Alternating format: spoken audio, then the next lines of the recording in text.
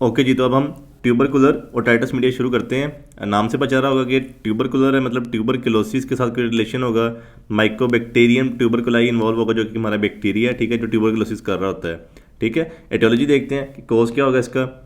सबसे पहले पेशेंट को ट्यूबरकुलोसिस हुई है, मतलब उसके लंग्स के अंदर इस टाइम माइकोबैक्टीरियम ट्यूबरकुलाई प्रेजेंट है, बैक्टीरिया प्रेजेंट है। ठीक है, वो हमारे नेजोफेरिंक्स के अंदर आएगा, नेजोफेरिंक्स के थ्रू हमारी स्टेशियन के थ्रू जा सकता है हमारे मिडल ईयर के अंदर।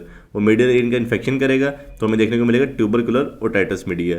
या फिर दूसरा रूट ये हो सकता है कि ब्लड बोर्न हो, मतलब कि ब्लड के अंदर बैक्टीरिया गया है, वो फिर ब्लड सप्लाई जो हमारी मिडल ईयर की हो रही है वहाँ से हमारे मिडल ईयर में चला जाए। ठीक है, दूसरा रूट ये हो सकता है। ब्लड बोर्न में मतलब ब्लड के अंदर फिर बैक्टीरिया कहाँ से आ रहा होगा, वो आ सकता है ट्यूबरकुलर फोकस के अंदर। आपको पता है ट्यूबरकुलर फोकस पड़े जो हमारे लंग्स के अंदर बन रहे होते हैं, छोटे छोटे गोल गोल जिसमें जख्म टाइप होते हैं, एब्सेस होते हैं। ठीक है, उसको हम कह रहे हैं ट्यूबरकुलर फोकस, जो ट्यूबरकुलर बैक्टीरिया के वैसे बन रहे होते हैं, जो कि इसको हम कह रहे होते हैं कि माइकोबैक्टीरियम ट्यूबरकुलाई। ठीक है, ट्यूबरकुलर फोकस हमारे कहाँ बन सकते हैं, लंग्स में बन सकते हैं, टॉन्सिल्स के अंदर बन सकते हैं, या फिर हमारा सर्वाइकल, और या फिर जो हमारे मिजेंट्रिक लिम्फ नोड्स होते हैं, जो हमारे पेट के अंदर लिम्फ नोड्स हैं, या फिर सर्वाइकल जो हमारी गर्दन के अंदर लिम्फ नोड्स हैं, उन पे हमारे ट्यूबरकुलर फोकस बन सकते हैं। ट्यूबरकुलर फोकस से हमारा बैक्टीरिया निकलेगा, हमारा जाएगा ब्लड के अंदर, ब्लड के थ्रू जाएगा हमारे मिडल ईयर में, और हमारा इन्फेक्शन देखने को मिलेगा मिडल ईयर का, इसको हम कहेंगे ट्यूबरकुलर ओटाइटिस मीडिया चल रहा है। ठीक है, पैथोलॉजी क्या आएगी, ये इंसीडियस इन नेचर है, मतलब कि ग्रेजुअली ही आहिस्ता आहिस्ता बढ़ता जाएगा, आहिस्ता आहिस्ता बढ़ता जाएगा। साइलेंट किलर है एक टाइप का, आप कह लो कि साइलेंट किलर है, पता नहीं चलेगा, ग्रेजुअली डिजीज आएगी, आहिस्ता आहिस्ता आहिस्ता आहिस्ता आहिस्ता बढ़ती जाएगी, इसको हम कहेंगे इंसीडियस इन नेचर है। ठीक है, फिर ये किसको इन्फेक्ट कर रही होगी, हमारे सब मिकोजल लेयर को। आपको पता है जो हमारा मिडल ईयर का मिकोजा होता है, मिकोजल सेल्स हैं ऊपर सारे ये। ठीक है, नीचे आपको पता है हमारी यहाँ पे बेसमेंट मेम्ब्रेन होगी, फिर नीचे स्ट्रक्चर्स आएंगे, फिर ब्लड सप्लाई आएगी। ठीक है, जो नीचे वाले स्ट्रक्चर होंगे ना, उनको ये हमारा इन्फेक्ट कर रहा होगा। ठीक है, इन्फेक्ट उसको करेगा, उसको हम कहेंगे सब मिकोजल लेयर को इन्फेक्ट कर रहा है, मिकोजा को इन्फेक्ट नहीं कर रहा है डायरेक्टली। और सब मिकोजा भी किसका, मिडल ईयर क्लेफ्ट का। मिडल ईयर क्लेफ्ट में तीनों चीज़ें आएंगी, हमारा मिडल ईयर भी आएगा, स्टेशन ट्यूब भी आएगी। ठीक है, मिडल ईयर भी आ रहा है, स्टेशन ट्यूब भी आ रही है, यहाँ पे पीछे हमारा और aditus antrum and mastoid air cells भी आएंगे। ठीक है, इन तीनों चीज़ों को इन्फेक्ट कर रहा होगा। और उसके बाद इसके अंदर हमें केजिएटिंग नेक्रोसिस देखने को मिलेगी। नेक्रोसिस आपने ये पढ़ी थी ना, केजिएटिंग नेक्रोसिस, जिसको हम कह रहे हैं कि चीजियस नेक्रोसिस है, मतलब चीज़ टाइप सेल्स टूट जाते हैं, बाद में चीज़ी सा मटेरियल बन जाता है, येलोइश सा, वाइटिश सा, और जिस तरह चीज़ नहीं होती बिल्कुल वैसा हमें मटेरियल लग रहा था, लेकिन वो नेक्रोसिस हुई होती है हमारे सेल्स की, केशिएटिंग नेक्रोसिस हो रही होगी।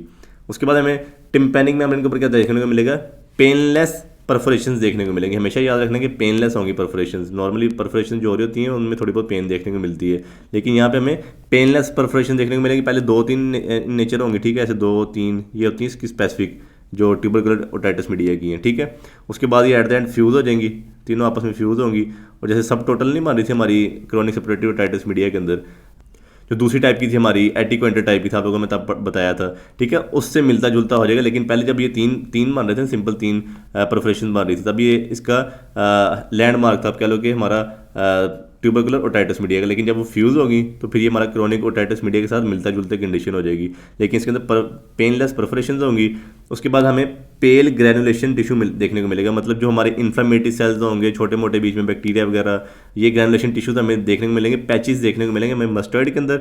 ठीक है, फिर मिडिल ईयर के अंदर भी देखने को मिलेंगे। और जब मस्टर्ड के अंदर होगा तो मस्टर्ड के अंदर हमें मस्टर्डाइटिस हो जाएगा, मतलब मस्टर्ड की इन्फ्लेमेशन हो जाएगी। उसके बाद हमें पोस्ट ऑरिकुलर फिस्तुला देखने को मिल सकता है। मिसाल के तौर पर अगर ये हमारा पिन है ना, उसके पीछे आपको पता है हमारे मस्टर्ड एयर सेल्स प्रेजेंट होते हैं। ठीक है, यहाँ से एक रास्ता बन जाएगा, एक ट्यूब निकल आएगी, इसको हम कहेंगे फिस्तुला हो चुका हुआ है, एक रास्ता बन चुका हुआ है, अंदर से पास निकल के बाहर आ रही होगी हमारे मस्टर्ड कैविटी के नीचे से, उसको हम कहेंगे पोस्ट ऑरिकुलर फिस्तुला बन चुका है, क्योंकि मस्टर्डाइटिस हुआ था। उसके बाद मिडल ईयर का जब आपको बताया कि उसके अंदर ग्रैनुलेशन टिश्यूज गए, तो मिडल ईयर की इन्फ्लेमेशन होगी, उसकी इन्फ्लेमेशन होगी, उसकी बोन की डिस्ट्रक्शन होगी।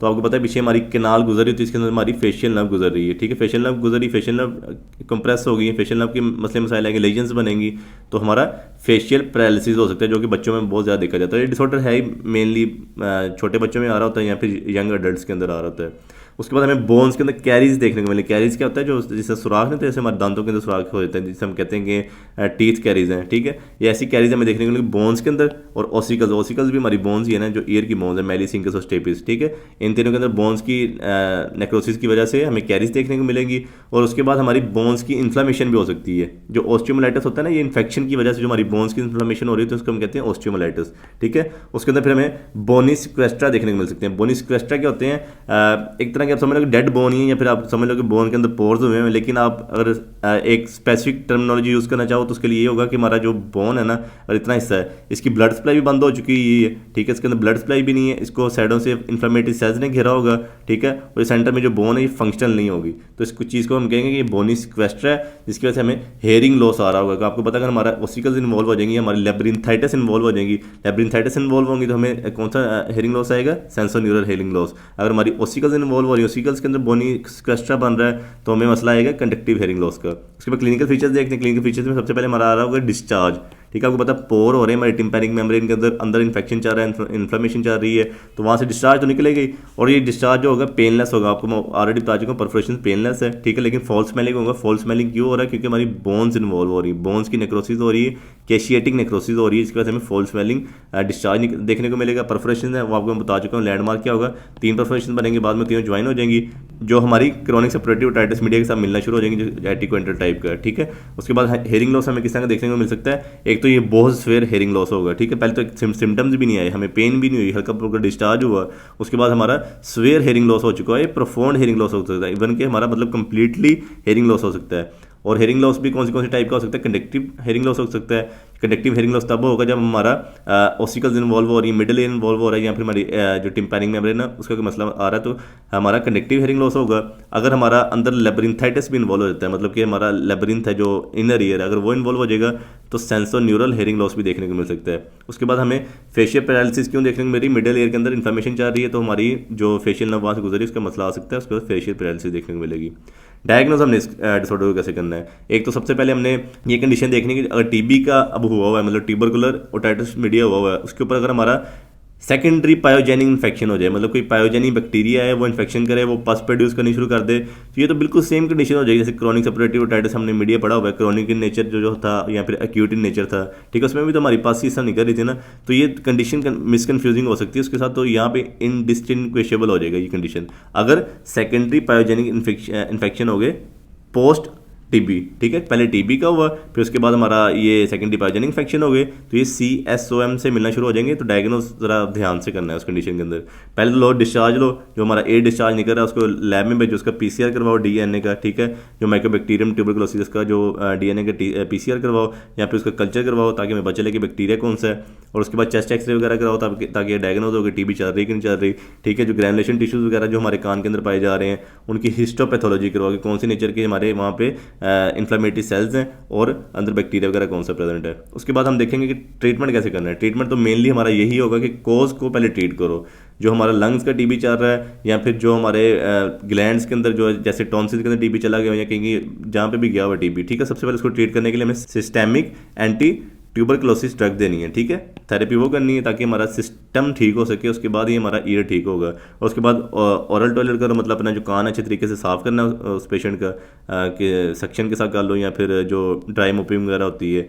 फिर उसके बाद सेकेंडरी पायोजेनिक इन्फेक्शन के लिए हमने ट्रीटमेंट करना है, एंटीबायोटिक्स वगैरह देनी है ताकि सेकेंडरी पायोजेनिक इन्फेक्शन रुक सके।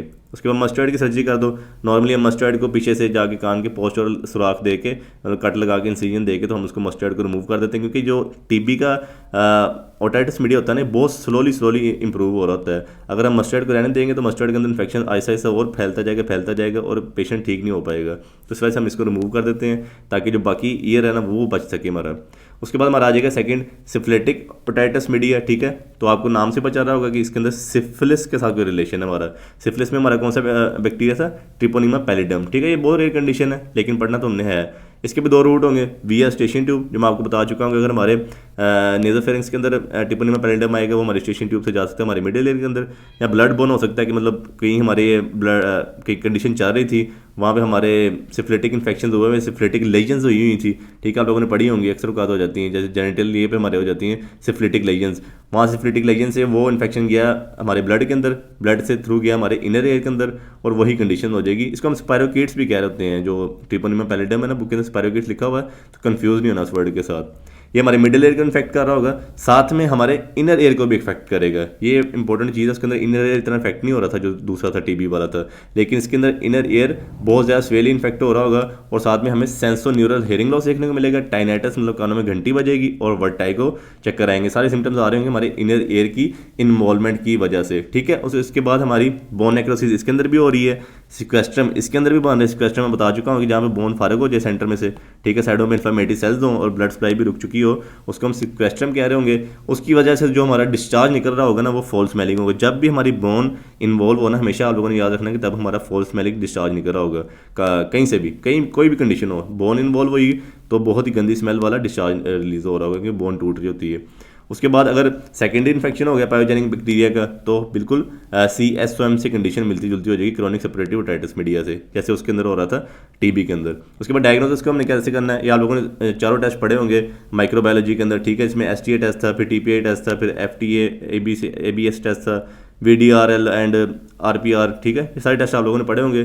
सिंपली बस ये हमने लैब टेस्ट करने, ताकि हमें पता चले कि हमारी बॉडी के अंदर सिफिलिस का इन्फेक्शन चल रहा होगा, तो फिर हम समझ जाएंगे कि मिडिल एयर के अंदर भी सिफिलिटिक ओटाइटिस मीडिया हो चुका हुआ है। उसके बाद ट्रीटमेंट क्या करना है हमने, एंटीसिफ्लेटिक ड्रेनिंग ड्रग्स, ताकि हमारा सिस्टम ठीक हो सके। सिस्टम ठीक होगा तो हमारा मिडिल ईयर ऑटोमेटिकली ठीक हो जाएगा। उसके बाद जो ओरल टॉयलेट है वो करना, आप कान को अच्छी तरीके से साफ करना, ड्राई मूविंग वगैरह कर लो, सक्शन से साफ कर लो।